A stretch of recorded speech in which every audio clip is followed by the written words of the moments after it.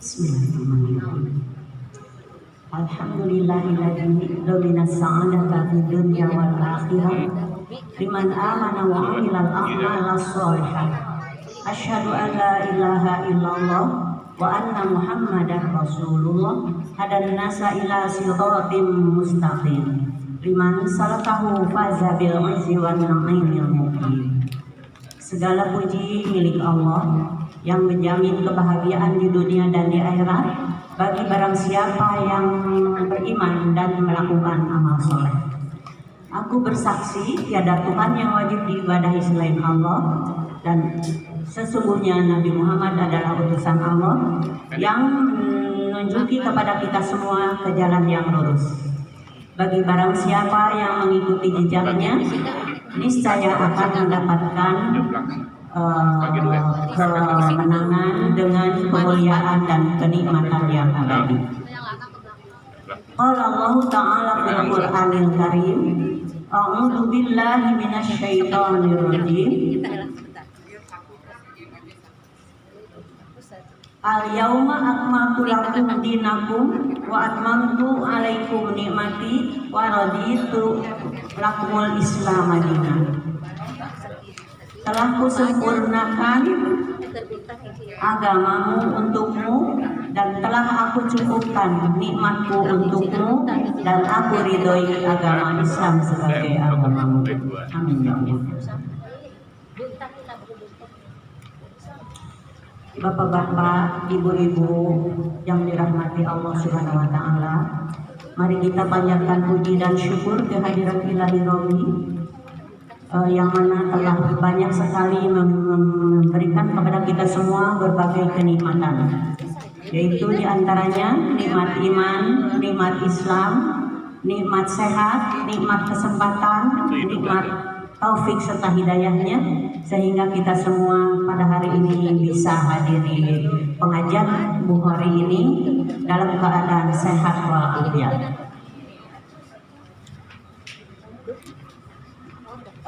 Untuk itu kami mengucapkan banyak terima kasih kepada semua yang hadir. Pertama-tama kepada Bapak Ustadz Yusuf Burhanuddin LC yang pada saat ini telah berada di tengah-tengah kita.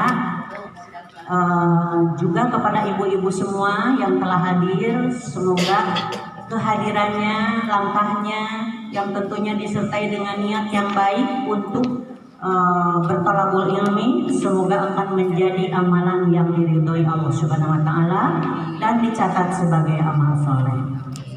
Dan juga tidak lupa kami mengucapkan banyak terima kasih atas nama Bapak Haji Syamsuddin Bukhari kepada semua para donatur yang telah menginfakkan sebagian hartanya, dan juga kepada yang telah menyediakan segala perlengkapan di sini untuk kelancaran berlangsungnya acara pengajian ini. Semoga semuanya akan menjadi amal soleh yang akan diganti oleh Allah dengan yang berlipat ganda, dan juga semoga menjadi amal-amal yang bernilai sedekah jariyah. Amin ya Allah ya rabbal alamin. Bapak-bapak, ibu-ibu, untuk mengefisienkan waktu, tibalah acara kita kepada acara yang sangat kita tunggu-tunggu, yaitu tauziah dari Bapak Ustadz Yusuf Burhanuddin MC. Mari kita simak apa yang akan disampaikan oleh Bapak Ustadz, supaya kehadiran kita di sini, langkah kita bisa bermanfaat dan mendapatkan ilmu yang bermanfaat juga. Kepada Bapak Ustadz, kami persilahkan.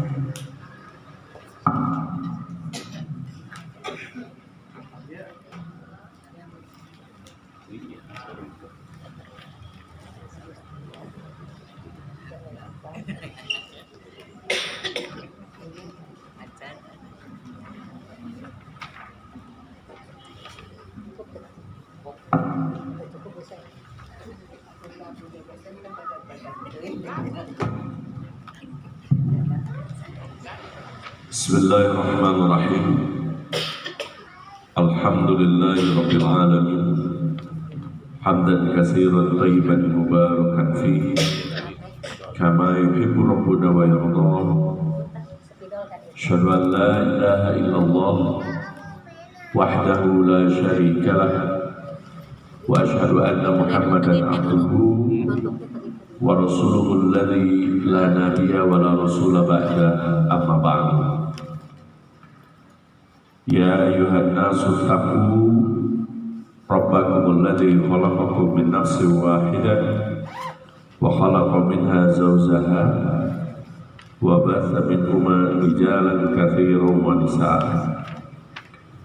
واتقوا الله الذي تساءلون به والأرحام إن الله كان عليكم رقيبا.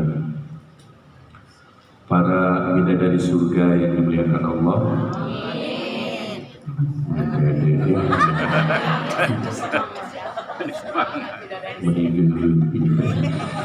alhamdulillah. Juga para bidadara yang mulai banyak diintimidasi ke pinggir-pinggir majlis. Memang terkadang perempuan itu agaknya penuh pengertian, padahalnya banyak mengintimidasi para suami. Mudah-mudahan majelis kita termasuk majelis yang barokah di sisi Allah Subhanahu wa taala. Ya, saat gentingnya ininya apa? Ehonya ya. Ada yang bisa? Tahu dari mana? Udah cukup. Ya, udah jelas. Oh, cakap. Terus kemana? Majelis Taklim Al-Bukhari, Masya Allah ya. Jadi Bukhari ini adalah seorang imam ya, Imam Al-Bukhari ya, dan itu tokoh cinta ilmu. Walaupun harus merantau jauh, pergi jauh, tapi tetap fokus terhadap ilmu. Bahkan untuk satu hadis saja, beliau itu pernah satu ketika turun dari Rusia, dari Uzbekistan sampai kemudian ke Irak, dan setelah ke Irak atau dulu Persia, kemudian ke Hijaz yang sekarang dikenal Mekah Madinah. Dan itu ditempuh harus dalam perjalanan 4 sampai 5 bulan untuk satu hadis saja. Karenanya Allah tidak berdusta, orang yang pengabdian ilmunya tinggi itu diangkat langsung oleh Allah di atas langit. Buktinya apa? Namanya, terus juga perjuangannya, karyanya, kitab-kitabnya, Masya Allah, senantiasa sampai kepada kita hingga hari ini. Karena itu berbagai macam Allah mengangkat kemuliaan seseorang. Di antaranya ada yang dengan ilmu, ada yang dengan kekayaan, ada yang dengan kekuasaan. Makanya ada 3 tokoh di dalam Al-Quran yang selalu jadi contoh penjahat dalam 3 hal ini. Yang pertama siapa dalam kekuasaan? Ini Arafah. Ya kan, orang Margahayu Permai ke Arafah. Fir'aun kan, orang mana? Cicalengka, orang Mesir, ya. Kemudian juga ada Korun, ya kan. Itu luar biasa kekayaannya, ya. Tetapi kalau tidak berada di jalan Allah, maka yang terjadi adalah kemusnahan. Terus ada yang di dalam ilmu, siapa? Ya, Nabi Muhammad SAW tentunya. Dan di bidang ilmu ini yang baiknya memang Nabi Muhammad kan yang positifnya, tapi kalau yang jahatnya itu Haman. Ya kan, digunakan ilmu untuk menantang Allah, bukan untuk bersyukur kepada Allah. Kalau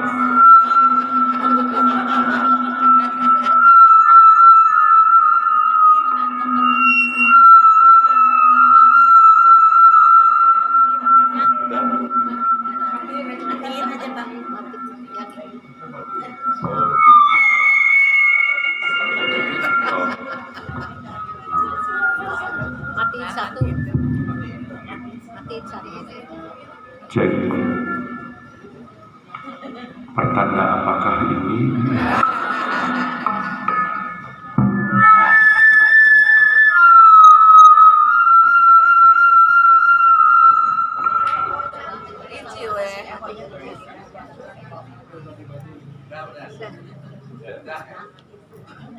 Cek, jadi saya. Iya, ini nyalain ya, mau nonton? Yok nyalain.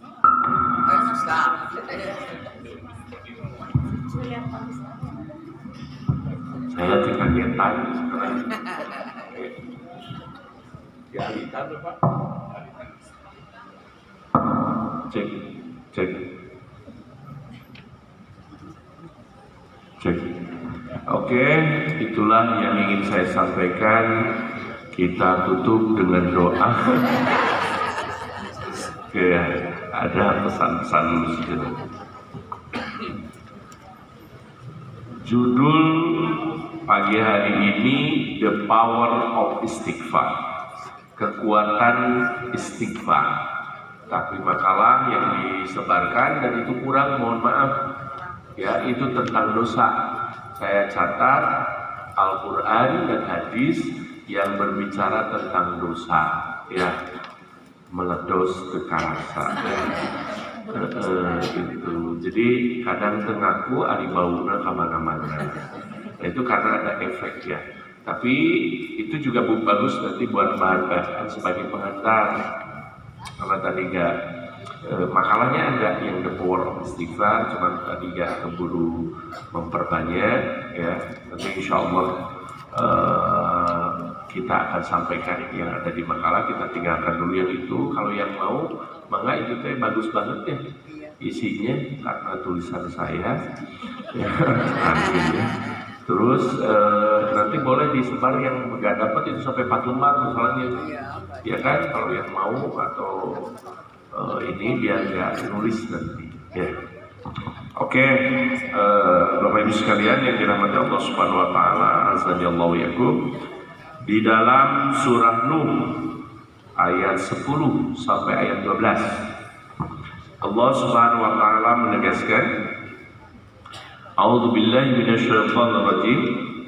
Faqultu astaghfiru rabbakum innahu kana ghaffara yursilis samaa'a 'alaikum bidrara wa yumditkum bi amwalin wa banin wa yaj'al lakum jannatin wa yaj'al lakum anhara.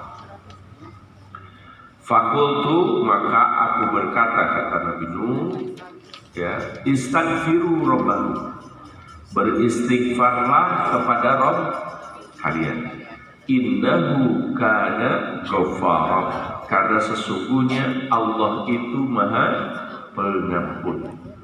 Yursilis samaa'a, mengutus dari langit, alaikum, untuk kalian, ya, midrara, hujan yang lebat, wa yumditkum, dan kemudian memperbanyak, mengembangkan, bi amwalin, harta-harta, wa banin, dan juga anak-anak, wa yaj'al lakum, dan menjadikan untuk kalian jannat, kebun-kebun, wa yaj'al lakum anhara, dan begitu pula sungai-sungai.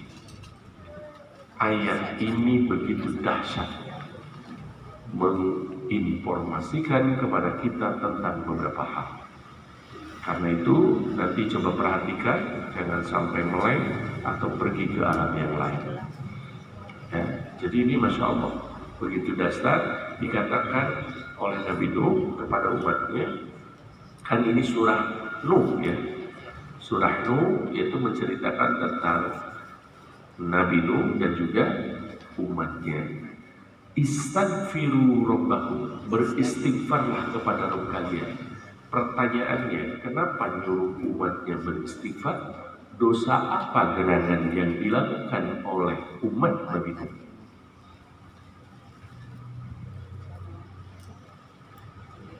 Bu, tadi ini amin, Bu, menjadi cari-cari, ya, apa Pak? Dosanya, dosa pertama di muka bumi yang dilakukan oleh umat Nabi Nuh, dosa yang begitu dahsyat. Dosa Nabi Adam, dosa umat Nabi Adam, Ini yang terjadi pada anak-anaknya itu juga dosa, lebih kepada dosa-dosa keluarga ya. Dosa-dosa keluarga. Kalau Nabi Nuh ini dosa kepada Allah, juga dosa dalam rumah tangga. Yang pertama, dosa syirik. Syirik adalah dosa yang pertama muncul populer di zaman Nabi Nuh. Dan Nabi Nuh itu adalah, kalau Nabi Adam Nabi yang pertama, kalau Nabi Nuh Rasul yang pertama. Rasul yang pertama. Apa bedanya Nabi dengan Rasul? Ya, kalau Nabi untuk sendiri, kalau Rasul untuk umatnya. Nah ini bertahun-tahun kita jadi definisi itu. Saya juga begitu dari Hidayah. Ternyata zong salah. Buat apa Nabi dikasih wahyu kalau untuk diri sendiri? Ya, kamu udah dapat wahyu, gue udah kepo. Udah jangan disampaikan. Gitu, bukan. Nabi dan Rasul itu fungsinya sama untuk berdakwah. Cuma beda, kalau Nabi itu teritorial, hanya untuk kelompok tertentu. Upama Rasul mau untuk semua umat. Itu bedanya. Yang kedua, secara waktu, kalau Nabi mau istilahnya karena dalam batas-batas yang tertentu, maka tidak sepanjang masa. Ini kalau Rasul itu sepanjang masa. Makanya nanti ada syariat-syariat yang terbawa kembali oleh Rasul yang terakhir. Nah ini bedanya. Jadi dua-duanya juga untuk umat. Cuman beda, kalau Rasulullah jangkauan umatnya untuk semuanya gitu. Kalau Nabi mah misalkan gambarannya gini aja. Kalau misalkan Nabi di Bandung, ada Nabi di Garut, ada Nabi gitu ya. Misalkan Nabi ini di sini. Nah itu wilayah-wilayah itu. Ya, tapi ajarannya sama. Semuanya sama. Tidak ada yang beda. Hanya beda wewenang aja. Jadi antara Nabi dengan Rasul, tinggian mana? Rasul. Ya karena utusan Allah Subhanahu Wa Taala. Ya. Tapi Nabi juga sama, dibimbing dengan wahyu untuk utusan, untuk urusan dan misi tertentu. Kalau Rasul misi sepanjang zaman. Ya, itu. Kemudian yang kedua, dosa keluarga. Ya, dosa keluarga itu bahwa Nabi Nuh itu tidak bisa membawa keluarganya kepada tauhid. Ya kan? Terbukti ada dua pelaku utama yang jadi ahli baitnya Rasulullah, yang jadi ahli baitnya Nabi Nuh alaihissalam. Ya kan? Yang pertama istrinya, yang kedua anaknya. Apa yang disebut keluarga? Dua itu. Yang disebut keluarga apa? Ada siapa aja unsur dalam keluarga? Ibu, bapak, anak. Bapak disebut? Bapak pada karanya di imam. Yang disebut ahlul bait siapa? Istri dan anak. Ya, bapak ada kemana-mana gitu. Ya bapak mau baru sebagai kepala rumah tangga. Nah, kalau dua ini tidak terbawa, lalu umat yang mana yang bisa dibawa? Anaknya kan, dari 4 anaknya, 1 yang mislut ya. Mislut tahu? Bahasa Jerman. Jadi beda dengan yang lain lah gitu. Ya kan? Karena kafir sampai mempertahankan kekafirannya sampai nanti. Makanya kalau udah kafir, dia bukan keluargamu, laisa min ahli kitab. Dia bukan keluargamu. Makanya kalau ada keluarga muslim yang anaknya kafir, murtad, maka tidak ada hak keislaman untuk mereka. Nasab, nikahin, waris, putus semuanya. Ini hukuman di dunia udah mengerikan loh. Karena itu kita tuh selalu mengukur masalah ini dengan batas-batas kemanusiaan dan masih beberapa pakai rujukan hukum positif. Nah, kalau dalam hukum Islam, kalau misalkan kan ada ya anak yang negeri, ini banyak nih figur-figur dalam kasus-kasus artis. Misalkan salahnya kafir, calonnya ini muslim. Nah kemudian dia nikah dan bayar. Mau jadi izinan OG misalkan gitu ya, atau bahkan kadang Ibunya yang muslim jadi wali, ayahnya yang muslim jadi wali karena karunia tidak putus nasab, nikah, waris, udah tidak. Ini hukuman yang paling luar biasa, ya kan? Hari keislamannya ditinggalkan, tetapi hak asetnya pengen terus terwaris, nggak bisa. Diwariskan ajarannya, diwariskan juga aset, ya itu.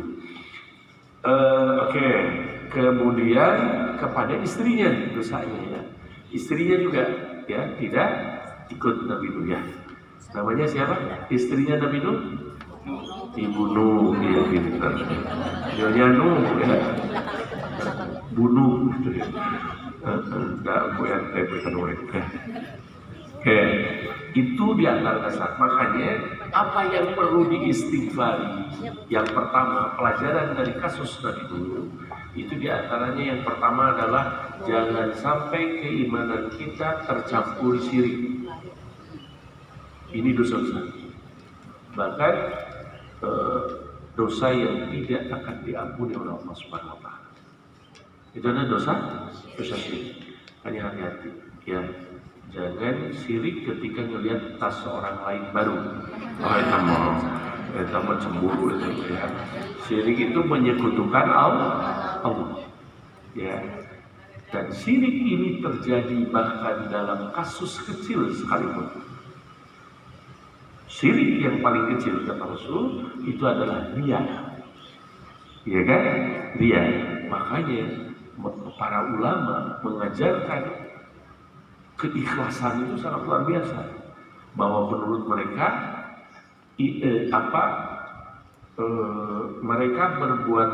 mereka suka menyembunyikan perbuatan baik sebagaimana mereka tidak suka diketahui berbuat maksiat. Jadi bukan malah pengen pencitraan gitu ya, bukan malah dipamerkan, tapi justru disembunyikan perbuatan baiknya. Contoh, ngasih makanan ke tetangga jam 2 Januari. Nah, iya. Tapi baru membawa kamera. Tapi bawa kamera gitu. Mereka juga suka perbuatan baik, bahkan lebih suka dinilai keburukannya. Makanya suka hati-hati itu. Nilai orang lain itu jangan karena lihat keburukannya, khawatir dia punya amalan baik yang membuat Allah ridho kepadanya. Jadi kita harus bijak begitu ya. Bukan berarti kita menolerir perbuatan baik, buruk, gak boleh. Apalagi yang sifatnya fahsya dan mungkar yang terkait dengan ketertiban sosial, model judi, jangan bicara. Itu si bapak itu judi sok menang wae. Luar biasa. Terus ka masyarakatnya bagus gitu ya, sedekahnya bagus gitu. Gitu jangan. Ya kita tetap harus menghukum secara zahir, apalagi kepada kemaksiatan yang mengancam. Makanya itu nanti tentang dosa baca. Ada dosa sendiri, ada dosa publik. Kalau dosa sendiri mah, ya ini bisa dilakukan sendiri. Tapi kalau dosa yang disebutnya publik berkaitan dengan masyarakat, nah itu yang hati-hati bisa menular. Bisa menular. Kayak sekarang ya LGBT, ya, serpent, geru, rata-rata ya LGBT, lesbi, gay itu, kemudian judi. Kan judi mah sorangan, iya kan? Judi gak bisa sendirian kan? Apa di judi sorangan, terus taruhan, copot deui kurang pinter terang. Pasti perlu berjamaah. Nah ini nih, nilai berjamaah dalam maksiat pun perlu yang berat gitu kan? Yang berat, ayo. Nanti dia akan terus banyak harus dihentikan. Kayak prostitusi, perzinahan, ya kan? Itu cepat menular ya. Nah, Bapak Ibu sekalian yang dirahmati Allah Subhanahu wa taala, azza yakum, syirik yang paling kecil adalah riya. Jadi riya itu dia berbuat baik hanya menginginkan pamrih dari manusia. Kalau berbuat baik menginginkan pamrih dari Allah, boleh nggak?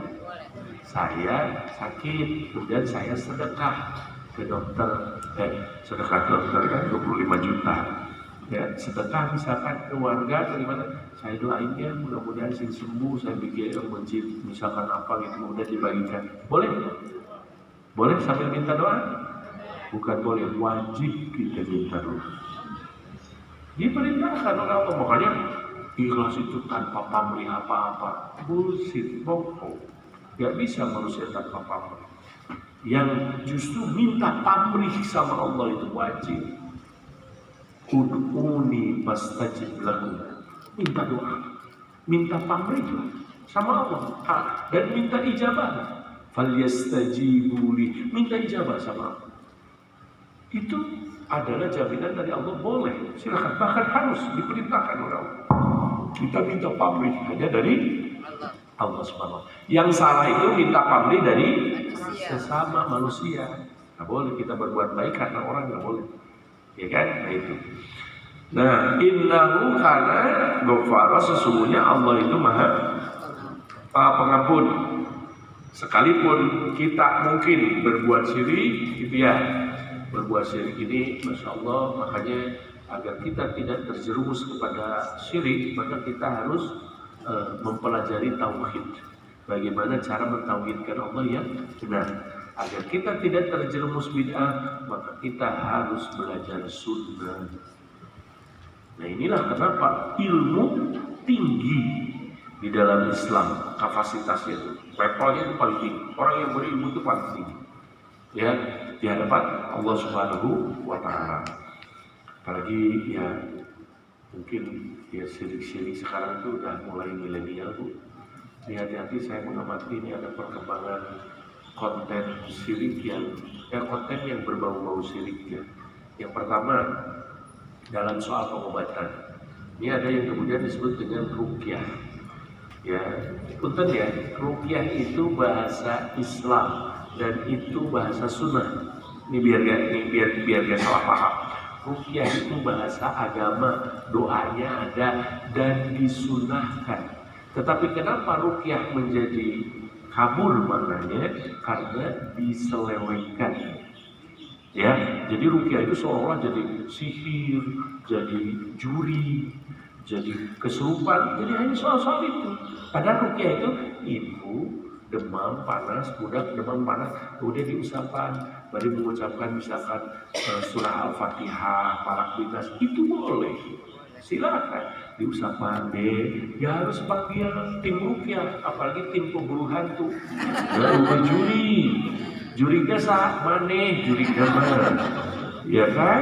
Nah itu gak ada juri. Jadi ruqyah itu kesannya itu kalau rumah angker ruqyah, kalau enggak, ruqyah itu pengobatan, kita berdoa untuk kesembuhan kita atau orang lain, dan itu bisa dilakukan oleh siapapun. Gak usah harus panggil tim. Kenapa?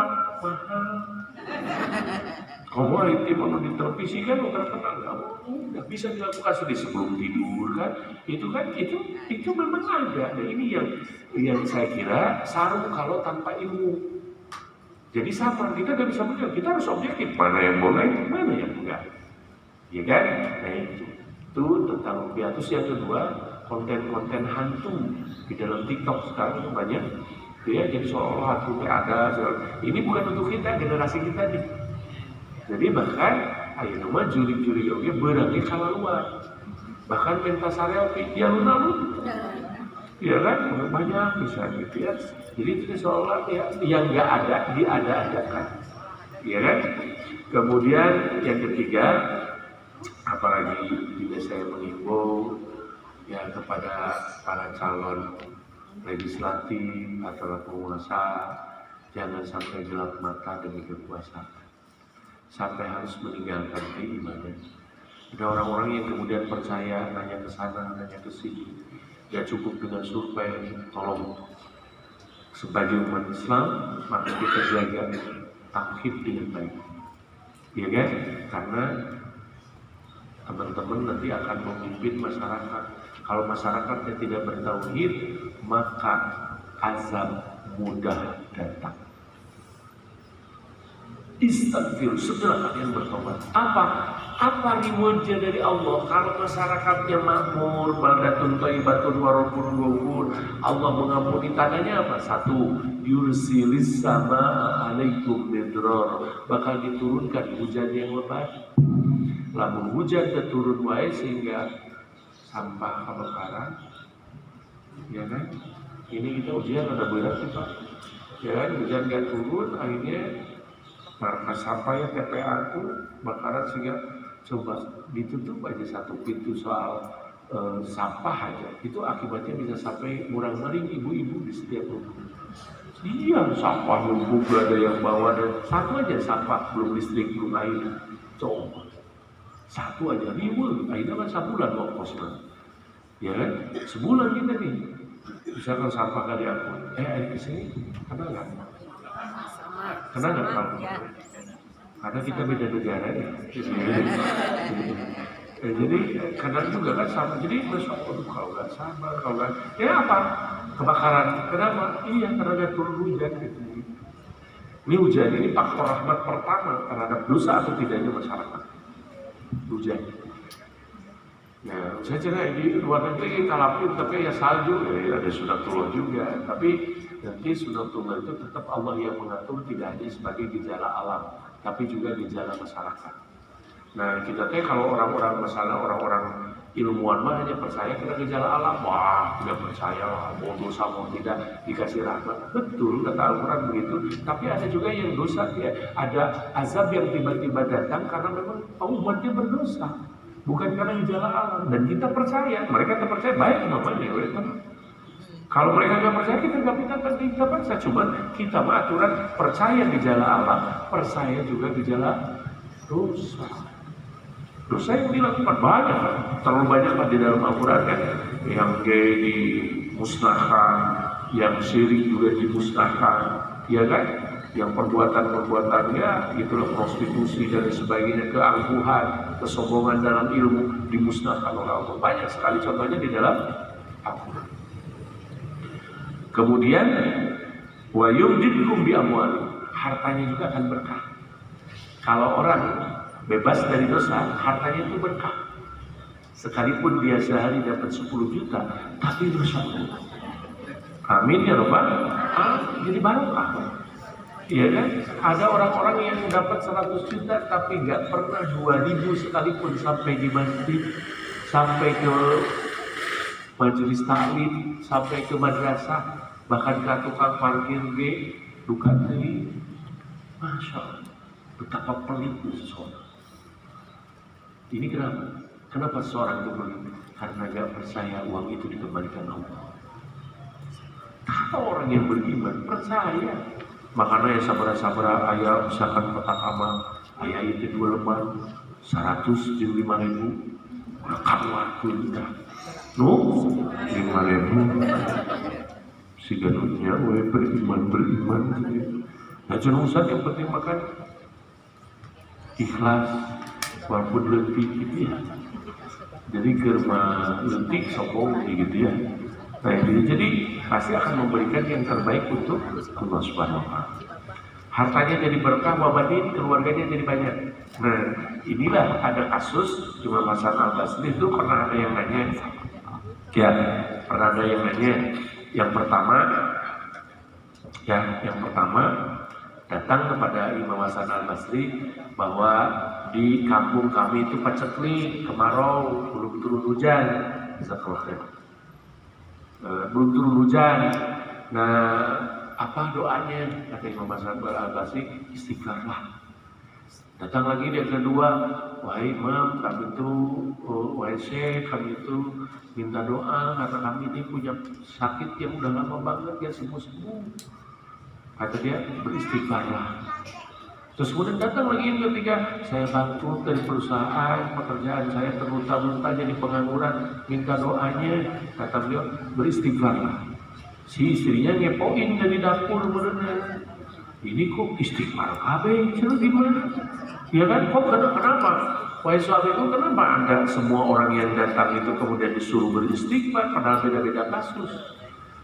Langsung Imam Hasan Al-Basri mengutip ayat ini, istaghfiru rabbakum innahu kana ghaffara. Mafhumnya bahwa dosa bisa menghambat rahmat dan rezeki juga keberkahan dari Allah Subhanahu wa Ta'ala.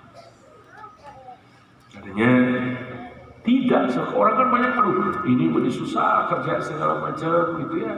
Tapi Mereka hanya fokus kepada pekerjaannya, kepada dagangannya, bukan kepada dirinya. Iya kan? Harusnya kan misalkan ketika dagangnya sambil beristighfar, sambil apa, udah biarin aja dah, atau kita mah ini mah cuma showroom aja. Iya kan? Jadi kedai atau misalkan warung, abi mah warung untuk membuktikan kepada Allah bahwa ada tempat untuk menyambut malaikat rahmat memberikan rezeki.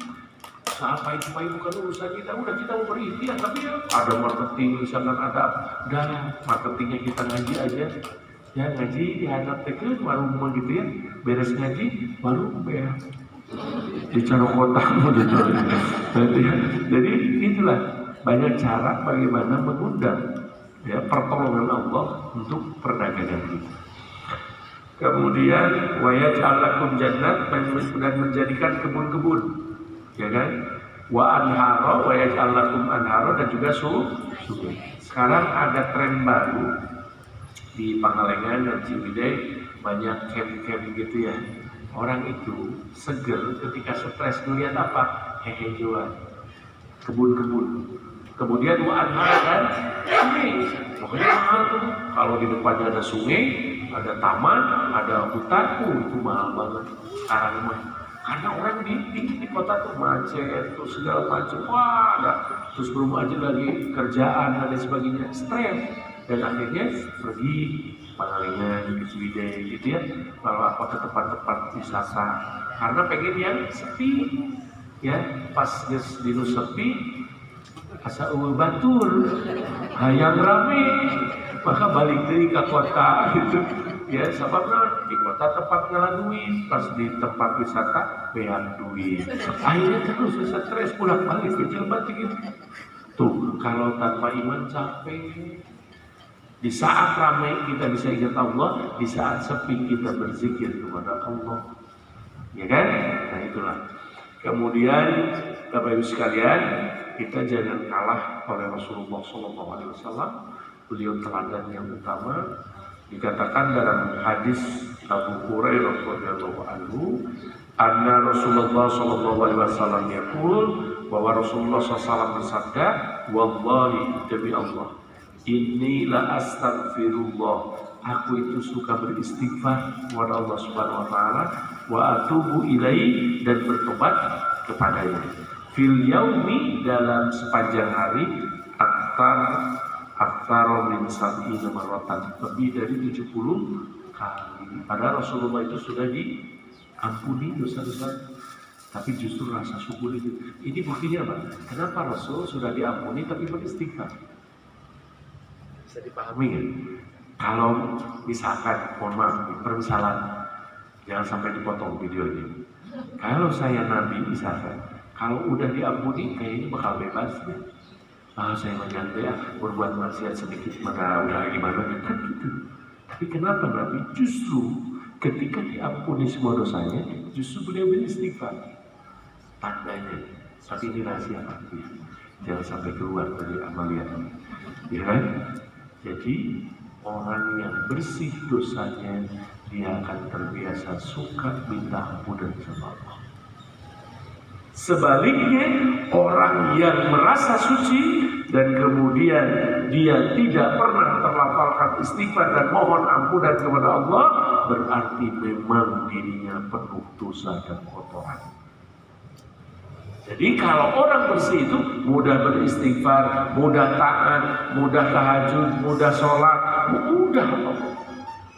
Istighfar aja sakit. Nih, ya.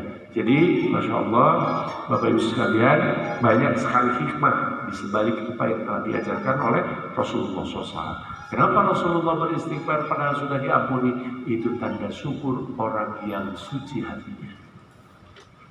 Jadi dia akan pernah perhitungan, justru beliau itu orang yang sangat bersyukur kepada Allah Subhanahu wa taala. Kemudian dalam hadis yang lain ini diceritakan tentang seseorang. Kata Rasulullah SAW, inna abdan asobadan, ada seorang hamba melakukan dosa. Fakola, kemudian dia berdoa kepada Allah, ya Rabbi, wahai Rabbku, inni adnabtu dzanban faghfirhu li. aku telah melakukan dosa, maka ampunilah aku ya Allah. Faqala rabbuhu, kemudian Allah Subhanahu wa taala berfirman, alima abdi, hambaku itu sadar, anna lahu rabban, bahwa dia memiliki Rabb yang firud danba, yang bisa mengampuni dosanya, wa ya'khudhu bi, atau menyiksa karena tidak diampuni dosanya. Kemudian faghfaralahu, ternyata Allah mengampuni dosa orang ini. Summa makasa masya Allah, kemudian dia tinggal sesuai kehendak Allah. Summa asoba dan ban akhor, dia melakukan dosa lagi. Yang tadi yang sudah diampuni kemudian berdosa lagi yang kedua kali. Kemudian dia masih tetap minta ampunan kepada Allah Subhanahu wa taala. Aku berbuat dosa ya Allah, ampunilah aku. Faqala rabbuhu, Allah masih kemudian berfirman bahwa hambaku tahu aku adalah Rabb yang bisa mengampuni atau menyiksa seseorang. Karena itu aku akan ampuni dia. Maka diampunilah orang itu. Tetapi untuk yang ketiga kalinya, hamba itu kemudian berbuat dosa lagi. Ya kan? Sama dia tetap meminta kepada Allah, tetapi kemudian Allah Subhanahu wa taala menegaskan bahwa hambaku itu sadar punya Rabb yang bisa mengampuni dosa dan menyiksa karena tidak diampuni dosanya. Maka ghafartu li abdi, aku masih tetap mengampuni hamba-hamba. Ini rahmat rahimnya Allah. Penyandang tawwabun, zat yang menyandang maha penerima taubat. Tapi ada akhir ending yang kurang enak ini. Falyamal masya, mulai sekarang berbuatlah sekehendakmu. Apa maksudnya? Allah Subhanahu wa taala memberikan kesempatan 3 kali kepada seorang, tapi kalau seandainya berbuat dosa yang sama lebih dari itu, maka silakan aja. Allah tidak akan mulai terlibat dalam urusan mengerikan ini. Artinya udah tertutup hidayah, karena itu sudah diberikan lebih dari 3 kali. Nah, Bapak Ibu sekalian yang dirahmati Allah Subhanahu wa taala, azanallahu yakum. Kemudian dalam surat Ali Imran, nah biasa buka surat Ali Imran ayat 135 ya.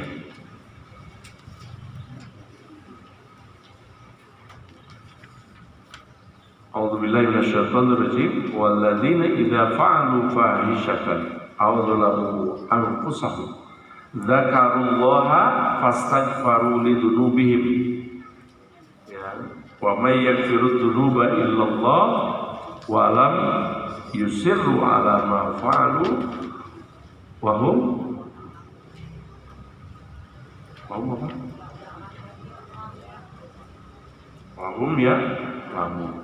Walladzina idza fa'alu, dan orang-orang yang ketika mengerjakan fahisyatan, perbuatan keji, maksiat, ya, audzalamu anfusahum, mereka itu hakikatnya menzalimi diri sendiri. Zakarullah, mereka segera mengingat Allah, kembali kepada Allah, bertobat. Fastaghfaru lidzunubihim, lalu mereka memohon ampunan kepada Rabb mereka. Wa may yaghfiru dzunuba illallah, dan siapa lagi yang bisa mengampuni dosa kecuali Allah Subhanahu wa taala. Illallah wa lam yusirru, dan tidak akan mengulang ala ma fa'alu, apa yang mereka kerjakan, ya, wa hum ya namun, sedangkan mereka sadar dan mengetahui. Gimana kalau dosa kepada Allah? Mohon ampunlah kepada Allah Subhanahu wa taala, sekalipun syirik kan tidak diampuni. Kalau kita berbuat terus saja bertobat minta ampun kepada Allah. Ya kan? Kalau misalkan dulu pernah ya meninggalkan sholat, meninggalkan sahur, sekarang berhijrah, ya udah tinggal ditobatin aja. Sampai Ustaz nggak tahu katanya apa yang harus kemudian saya lakukan gitu kan. Bahkan ada yang saya bertahun-tahun nggak sholat, haruskah misalkan saya kodok gitu ya? Kan itu memang kewajiban yang mesti dilakukan ketika sadar.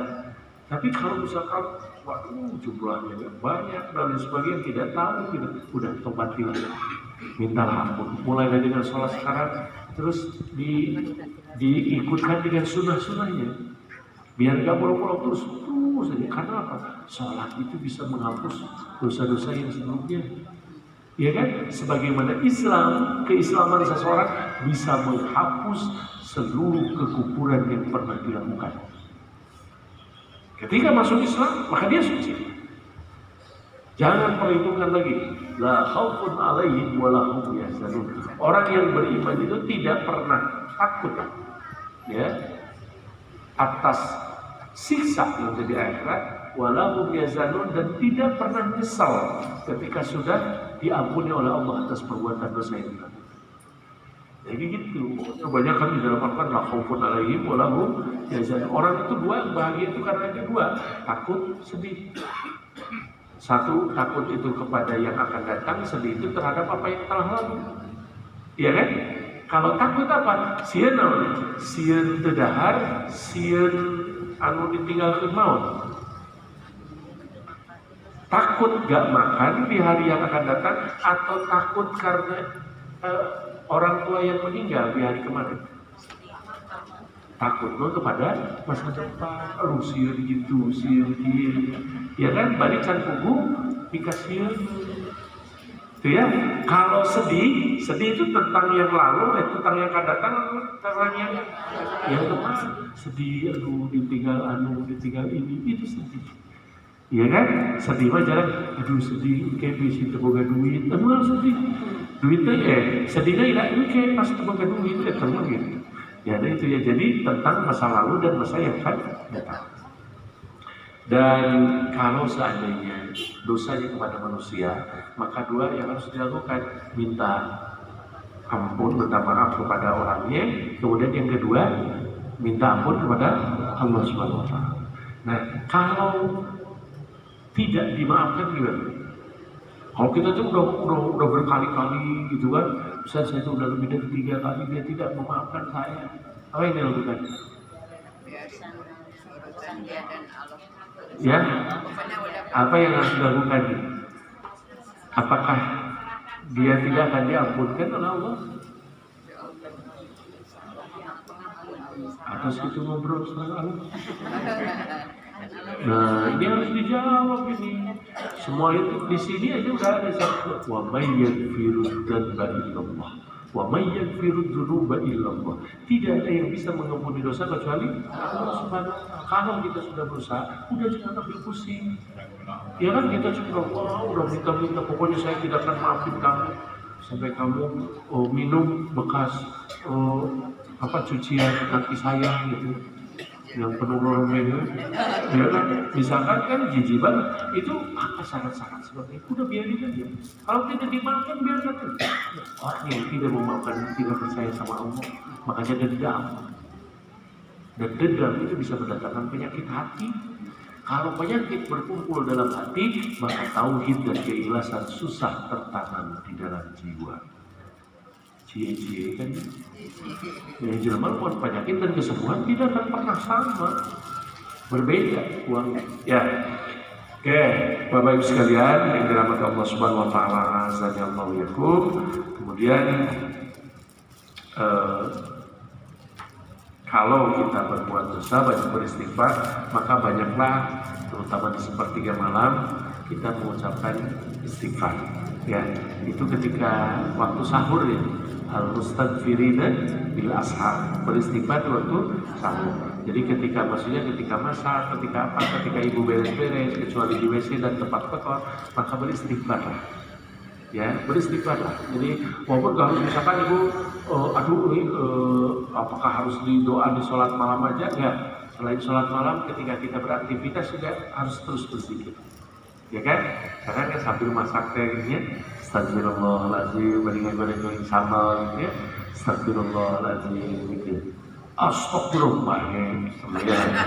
Jadi kita macak-acak lagi karena harus fokus gitu ya. Nah, kalau kita berbuat dosa dan lain, maka ada yang kemudian dikenal dengan sayyidul istighfar.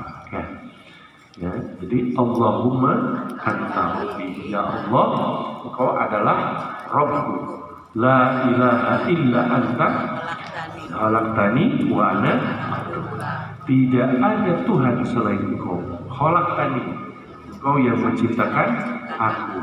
Wa ana abduka, dan aku adalah hamba. Wa ana ala ahdika, dan aku juga berada dalam janji komitmenmu. Wa wa'dika, dan ancamanmu. Mastata'tu, sekemampuan apa yang aku lakukan. A'udzubika, aku berlindung kepadamu, min syarri ma sana'tu, dari keburukan yang pernah aku perbuat.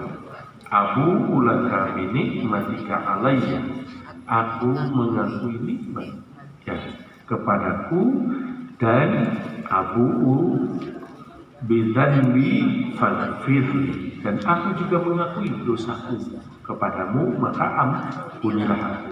Fa innahu la yaghfiru dzunuba illa anta, maka sesungguhnya tidak ada yang bisa memberikan pengampunan dosa kecuali Engkau.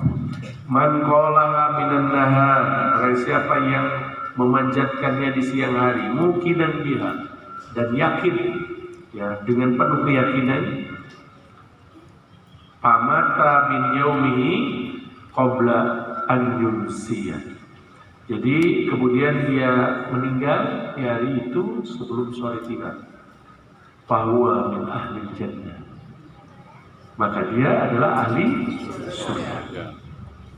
Wa man qalaha minal lail, dan barang siapa yang memanjatkan doa ini sepanjang malam, wa huwa mungkin ya, dan dia juga yakin dengan doa ini, diselapi, dinikmati, dimuhasabah. Famata, tapi kemudian dia meninggal qabla an yusbiha, sebelum menjelang subuh, fahuwa min ahli jannah, maka dia juga adalah ahli surga.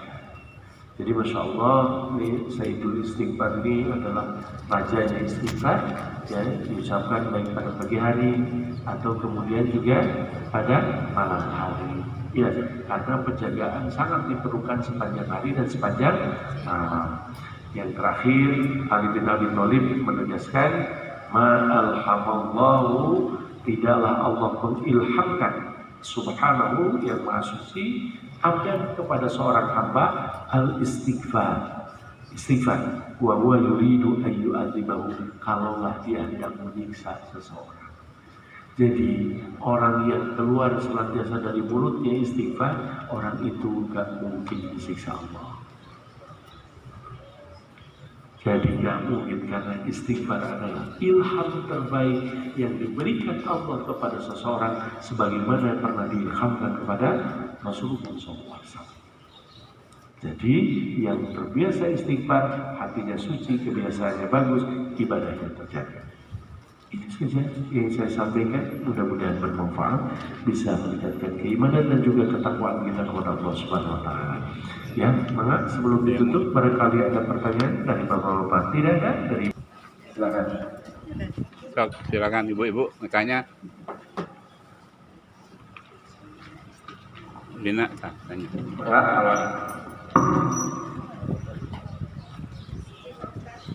Ya. Tisu. Kalau Ustaz. Jadi Pak Ustaz, tadi soal istighfar pada saat sahur di tempat tinggal saya, jam segitu jam 4, udah jam 4 sampai azan subuh. Itu kan waktunya sahat, itu waktunya itu kan ya Pak Ustaz. Begitu ramai gitu loh dia dengan bacaannya sendiri. Saya tuh kesel, saya tuh dosa kayak Pak Ustaz kalau begitu. Kesel karena merasa terganggu gitu dengan suaranya yang pada saat itu kita ingin khusyuk beristighfar, tapi di satu sisi masjid ya saya dosa ya, gitu, dengan perasaan kesalnya saya salah enggak ya. Terima kasih. Assalamualaikum warahmatullahi wabarakatuh. Assalamualaikum warahmatullahi wabarakatuh. Gak salah Bu, ya nanti Ibu beli toa lagi aja di rumah.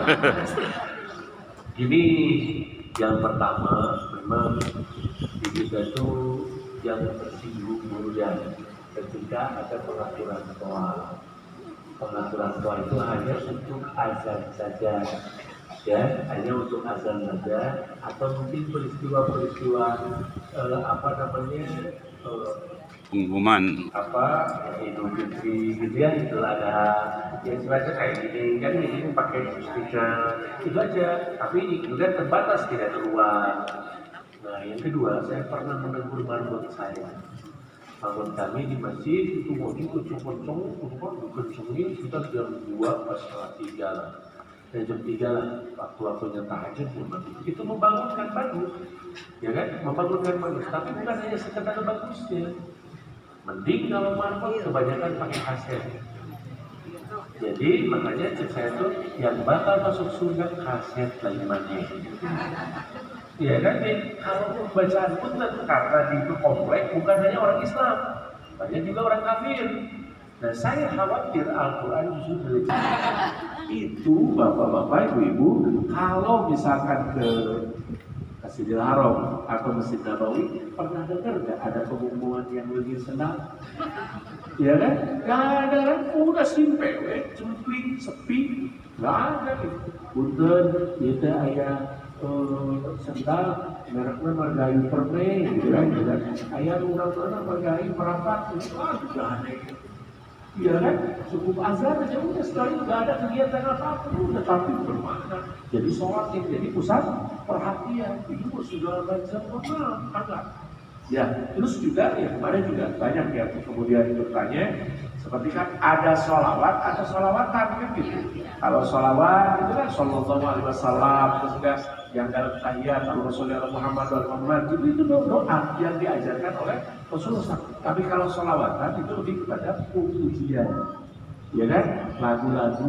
Kalau kita mah misalkan editiannya kan gitu kan, itu kami padamu ya Rasul, kayak gitu ya. Memang tidak dilakukan karena takut ketagihan. Jadi ya, yang kayak gitu itu boleh kita menyanjung dengan nyanyian kepada Rasulullah, silakan aja. Tapi tidak boleh berlebihan. Tidak boleh berlebihan. Nah, ini yang juga harus diajarkan, mana sholawat, mana sholawatan. Ya kan? Tapi kepada puji-pujian, menyanjung Rasul. Jangan sampai kita menyanjungnya seperti orang-orang Nasrani. Orang Nasrani selalu menyanjung Nabi Isa, kita menempatkannya sebagai Tuhan. Jadi yang kita juga jangan sampai menempatkan Rasul lebih Allah Subhanahu Wa Taala. Kalau tidak benar, dia adalah utusan Allah. Nah itu yang harus kita makanya Islam terjaga sampai hari ini. Ya kan? Begitu. Jadi yang ketiga, ini memang perlu edukasi DKM. Saya itu di DKM, Badan Kesejahteraan Masjid dan Pengurus Pusat Haram. Ya kan? Bagian ngurus masjid seluruh Indonesia. Ini jangan apa namanya?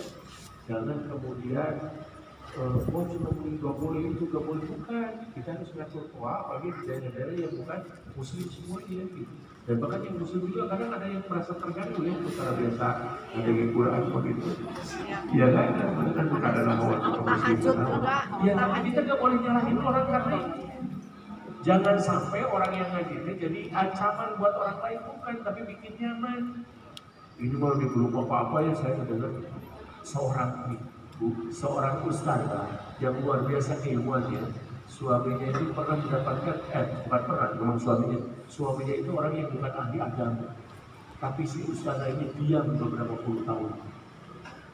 Dia semua, Pak ini salah, Pak ini enggak. Dia tetap mendengarkan kata-kata suaminya. Dia pakai kaji 2 kali gitu, wah, ke suami dengan tuh, apa lagi? Jadi papa kasih bantu Bismillahirrahmanirrahim.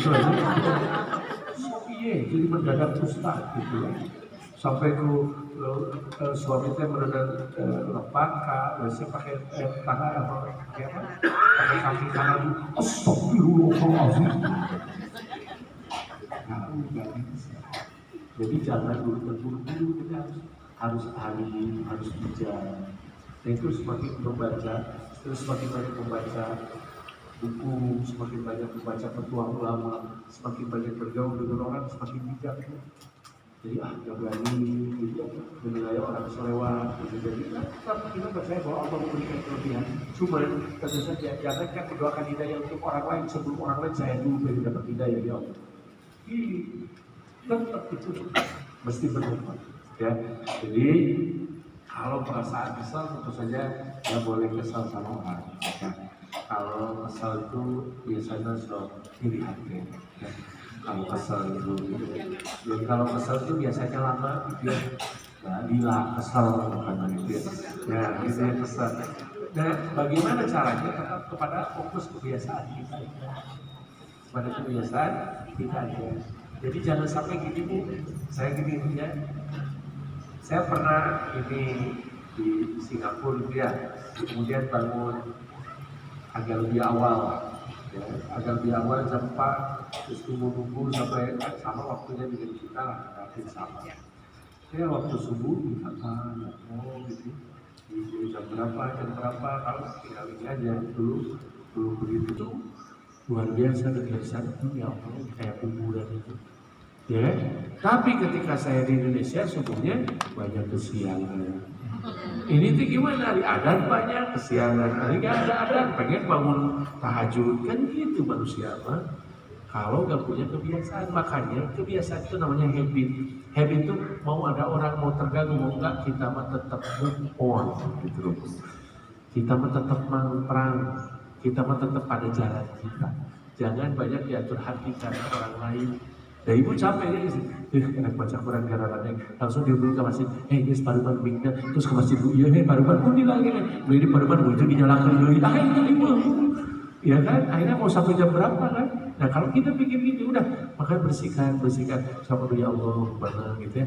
Kalau misalnya mau pakai apa kayak gitu ya, bukan kita ini karena ingin fokus, misalkan dia pakai katembat yang banyak gitu ya, biar gak kedengar gitu. Nah ini perlu edukasi ahli masjid untuk tidak sembarangan menggunakan toa masjid, karena ini mengganggu ketertiban.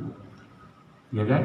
Nih tadi awasnya harus hati-hati. Kemarin juga makanya saya diem ketika ada kasus yang itu ya ngobrol karena banyak ayat Al-Quran dilecehkan oleh orang kafir karena kita.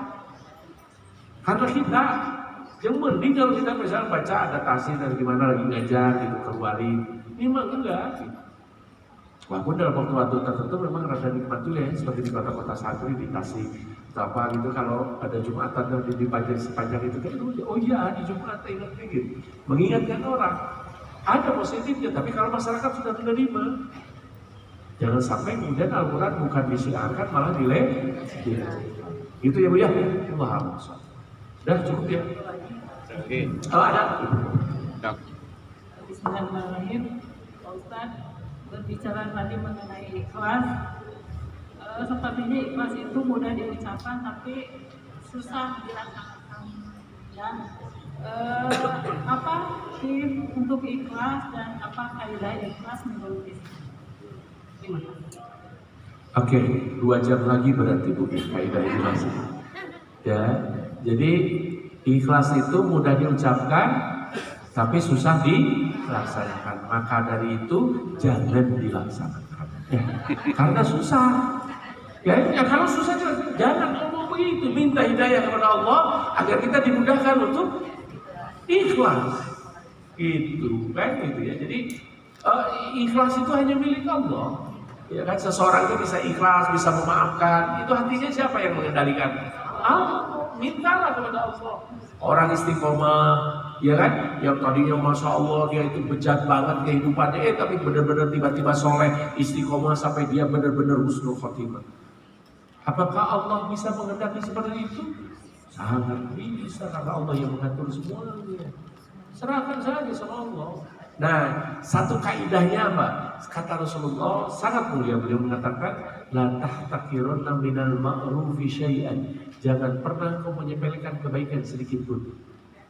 Sekalipun misalkan cuma ngasih minum air mineral, atau misalkan ngasih apa, atau misalkan membuang gangguan dari jalanan, ya kan? Nah ini tidak mengganggu jalan orang, ya ini jangan disepelekan ini, ya kan? Membantu orang lain jangan disepelekan, termasuk misalkan sholat sunnah, apalagi sholat wajib, sholat sunat dan lain sebagainya, ya kan? Perbanyaklah berbuat baik sampai kemudian kita meraih yang terbaik, itu loh Bu. Jadi gak usah ada konsep-konsep gimana ya cara, udah lakukan banyak kebaikan yang diajarkan oleh Allah dan Rasulnya, itu aja. Ustaz cina bisa ikhlas, karena apakah karena ikhlas kamu jadi tidak melaksanakan kewajiban apapun? Dia mau sholat, tidak khawatir, ikhlas, mau mereka batur bisa dia gitu. Apakah begitu? Ini nggak, iman nggak ngajarin begitu. Nah, yang ketiga ada kabar baik dari para ulama bahwa niat itu bisa membesarkan pahala pekerjaan seseorang walaupun terlihat kecil, dan juga karena niat juga keikhlasan juga bisa memperburuk dosa seseorang di akhirat sekalipun itu ketaatan yang besar. Saya kasih contoh biar clear, mau menjelang siang begitu. Saya udah terlihat lagi remang-remang kesini nanti. Yang pertama, ada pelacur masuk surga karena ngasih minum air, minum anjing, ya kan? Ya, nah itu masya Allah. Itu apa? Itu yang disimpan di dalam bab apa? Di dalam bab keikhlasan. Kalau seorang itu sudah ikhlas, maka Allah bisa hidup dengan apapun yang dilakukan oleh dia. Cuma minum air. Tapi jangan kemudian kesimpulannya kepada para pelacur di Kabupaten Bandung yang mau masuk surga, jangan anjing kekira besar misalkan. Kan begitu kan? Nah, itu. Yang kedua, ada perbuatan besar, dia jihad, ngajar Quran dan dermawan, suka infak, endingnya masuk neraka. Ada hadis itu, ya kan? Ada liukola kori yang dikatakan sebagai kori ukuran. Kenapa? Karena dia tidak ikhlas kepada Allah SWT. Sekalipun pekerjaannya besar, bahkan dia jihad sampai meninggal, tapi dia pengen disebut sebagai pahlawan misalkan, pengen dapat tanda bintang keluarganya dan sebagainya, maka tidak halal surga begini. Itu karena apa? Karena niat. Karenanya dari gambaran pahala amal perbuatan ini dan kaitannya dengan ikhlas, mari kita kerjakan apapun yang baik bagi Allah dan Rasulnya dan juga bagi manusia. Perbuatlah, ya kan? Sekalipun punten bisa bilang kan cuma ngasih apa? Kadang-kadang kan kita pusing gitu, ada keran di luar, ada banyak tukang dagang di TKT gitu kan, ngambilin air misalkan gitu. Ah udahlah kita ridhokan gitu. Tapi kita sakampung jadi jabatan kan gitu. Ya misalkan kayak gitu kan kita kesal gitu ya. Oh nanti Allah memang mau ngutus rezeki yang banyak kepada kita. Cuma kita berpikirnya transparan kan, tidak sadar bahwa pahala sedang datang ke rumah kita.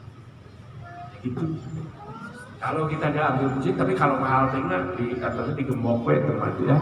Gue dari mahal terima jadi dari nggak tahu diri itu ya. Jadi insya Allah perbuatan baik seseorang itu sekalipun terlihat kecil tidak akan tidak akan disepelekan dan disia-siakan oleh Allah Subhanahu Wa Taala nanti. Ya, jelas ya lihat. Oke, udah kayaknya. Dan itu saja yang saya sampaikan. Mudah-mudahan Bapak Ibu sehat walafiat semuanya, ya senantiasa istiqomah sampai kemudian kita wafat bersama dalam keadaan husnul khotimah, wafat bersama orang-orang soleh bersama Rasulullah SAW. Rabbana ablana min azwajina wa dzurriyyatina qurrata a'yun waj'alna lil muttaqina imama. Rabbana atina fid dunya hasanah wa fil akhirati hasanah wa qina adzabannar. Walhamdulillahi rabbil alamin. Aku qouli hadza wa astaghfirullah li wa lakum. Assalamualaikum warahmatullahi wabarakatuh.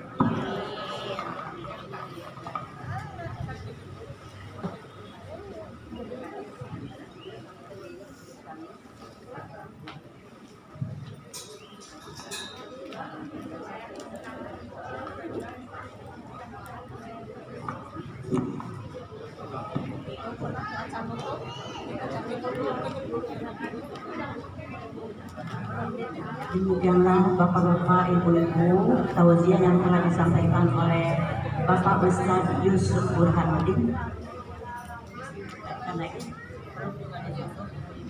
Demikianlah Bapak-Bapak, Ibu-Ibu, tausiah yang telah disampaikan oleh Bapak Ustadz Yusuf Burhanuddin LC. Terima kasih kepada Bapak Ustadz atas segala yang telah disampaikan. Semoga akan menjadi amal soleh bagi Ustadz, dan Ustadz beserta keluarga semoga diberikan selalu kesehatan dan juga lindungan dari Allah Subhanahu Wa Taala, dan juga semoga diberikan kelancaran keselamatan untuk menuju ke rumah. Demikian Ibu-Ibu, semoga apa yang disampaikan oleh Ustadz bisa bermanfaat bagi kita semua, bisa menjadi tambahan ilmu mengenai istighfar, mengenai zikir, Semoga kita di dalam kehidupan bisa senantiasa beristighfar dan berzikir sehingga kita dijauhkan dari siksa Allah Subhanahu wa taala, serta semoga kita semakin menambah ibadah-ibadah kita. Amin ya Allah ya Rabbal alamin. Ibu, bapak-bapak yang saya hormati dan saya banggakan, dengan berakhirnya tausiah dari Ustaz Yusuf Burhanuddin Elsit, maka berakhir pula acara kita, acara pengajian kita pada siang hari ini. Terima kasih atas segala perhatian, mohon maaf atas segala kehilapan. Yang salah dari saya, yang benar dari Allah. Semoga Allah mengampuni saya dan ibu-ibu semua memaafkan saya.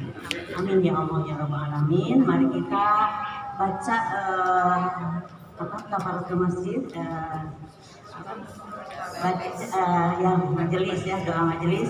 Subhanakallahumma wa bihamdika asyhadu an la ilaha illa anta astaghfiruka wa atubu ilaik. Aqulu qouli hadza astaghfirullah wa lakum. Wassalamualaikum warahmatullahi wabarakatuh. Ibu-ibu bagi yang akan membayar buku silahkan